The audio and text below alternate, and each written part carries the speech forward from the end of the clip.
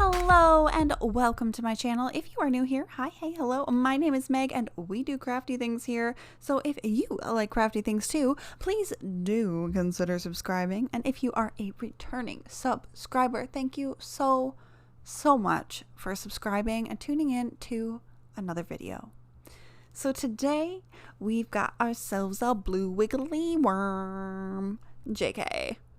It's a crochet hook. Yes, we just did a knitting tutorial and I really haven't felt like knotting. So I thought I would share this cute crochet tutorial for these chunky, soft, brilliant hair scrunchies. They're super easy, so I thought it would be a really fun one to do. And I made these with scraps from another Christmas project. I made a couple of these for Christmas, but I made some really thick, soft blankets for some people for Christmas, aka my mom and my daughter. And I thought I would make the scraps into a hair scrunchie because why not? So for this tutorial, you're going to need a chunky soft wool. I'm using a Bernat Blanket Wool. This particular colorway is from their baby line, but they have a number of lines. Like there's a regular blanket line, there is a, I think, sensible line, and like a brights line. They're all the same, it's just they're different names for like the different colorways. So any one of those wools will work great, or anything similar to it. You will also, of course, need a crochet hook because this is a crochet tutorial. I am using this big 10mm crochet hook. It's also known as a US size N. And of course, you will need a hair tie for this. I recommend you make sure it is stretchy because the other day I made a scrunchie and I finished it and went to put the scrunchie in my hair and it snapped. And I was so upset. So make sure it's new, it's fresh, it's stretchy before you start your scrunchie. Now to start crocheting, it's very similar to knitting. We need to start with a slip knot. So to do this, I like to do it where I make this little finger gun. I hold the string with my ring and pinky and pinch it with my thumb.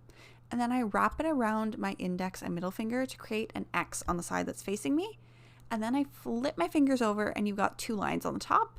And then I go under, over, I grab that second string and pull it through, and when I take my fingers out, I've got a slip knot there. I just pull it right tight to my hook. You can of course do this by hand, whatever floats your boat. Now the most basic stitch in crochet is the chain stitch, so let's go ahead and show you how to do that.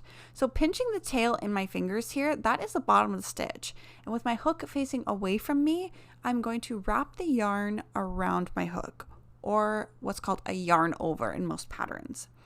And then I'm going to rotate my hook towards me to get a better grip on that yarn and pull it through the loop that is on my hook. And that's your first chain stitch. So again, you take your hook, it's facing away from you, you yarn over and rotate the hook towards you. So your hand with the hook is doing like a rotating motion, not just to like stab through and pull through. It's like a rotating motion because you want your hook facing you more so that you can kind of pull on the tail and create that space to smoothly pull your hook through the loops. Now for this particular pattern, we only need 6 chains. It is easy to get carried away. I know I used to chain full balls of yarn when that was the only thing I knew how to do, but we only need 6 of them, folks. Now the top of your chain looks like a braid and the bottom just kind of has these like single loops or lumps, almost like a pearl whale, to be honest, and that's what we're going to look at now. So we're going to thread our hair tie onto our string of chains. And now we're going to join our stitches together. And this is where it's important to know like what the top of your stitch looks like and the bottom of your stitch, because we want to go through the middle of the stitch. So the stitch on top here has like a left and a right hand side. It kind of looks like a braid, and the bottom, like I said, has one loop.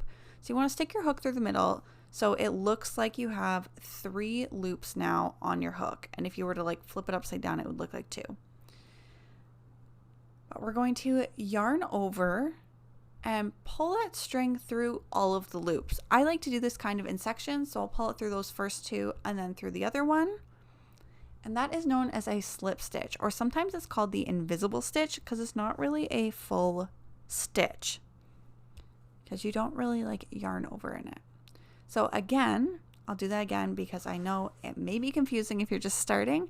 So going into the very first chain that we did to create a loop, we're going to stick our hook through the middle of the stitch. So we have 2 loops on top, 1 on the bottom. So it looks like we have 3 loops on our hook. Then we're going to yarn over and we're going to pull that yarn over through all 3 loops on our hook. So through that first stitch and then again through the stitch that was on our hook. So we only have 1 loop left on our hook, and that's a slip stitch. Now we need to do a turning stitch. So we're doing single crochet for this pattern. So that just means we chain 1. This will change pattern to pattern. Like if you're doing a double crochet, it would be like 2 or 3. It's particularly more important really when you're going back and forth, but it does make it easier to count your stitches if you do it when you're working in a loop as well. And now we need to do single crochet. So to do a single crochet, we are again working into the middle of our stitches. And this is like the most basic crochet stitch next to the chain. So what we're going to do is we're going to stick our hook through the middle of our stitch. So again, that's like 2 loops on top. And don't be afraid if you use your fingers a lot in this first row. I always find that working into the base chain is so finicky and I use my fingers a ton. So don't be afraid to. Then you yarn over and you're going to pull through the first 2 loops, yarn over and pull through the second 2 loops. Your first 2 loops being the actual like stitch that you went through. So yarn over, pull through those 2 green ones, yarn over, pull through the gray and the pink.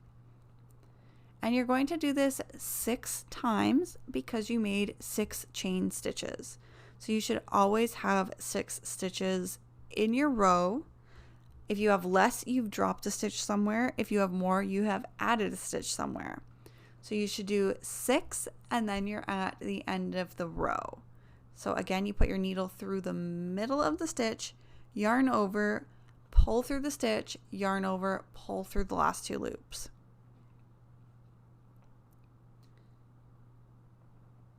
And then once you've done your 6 stitches, we want to join this row together so it's a complete loop on this row by doing another slip stitch. And you'll know you kind of want to work this into the previous slip stitch, and you'll know it's the slip stitch because it's generally a little bit tighter than the normal stitches in your row. So as you can see here, I kind of have to force it pretty good. And I'll just yarn over and pull that yarn over through all the loops on my hook. So there's just 1 remaining. And that essentially like brings us up to an even next level. And then we do our turning stitch, so our single chain, and then we do 6 stitches of single crochet around our loop. And we just repeat that pattern over and over again. Now you may encounter this. Well, you will encounter this. I shouldn't say may, you will. Because of the nature of this, you'll get to a point where your hair tie no longer like freely just moves and you will have to like physically move it out of your way. You don't want to crochet over it because then you're working it into your fabric and it's not going to pull and be stretchy in the middle of your fabric. It's going to be like in the side of it, visible and weird, and you don't want to do that. So just move your hair tie out of the way as you work your way around. And it shouldn't be a problem. Just you will have to keep like rotating your work. It's a little bit annoying, but the pattern is really quick. Speaking of the pattern, here it is if you'd like to screenshot it if you're more of a visual reading type learner.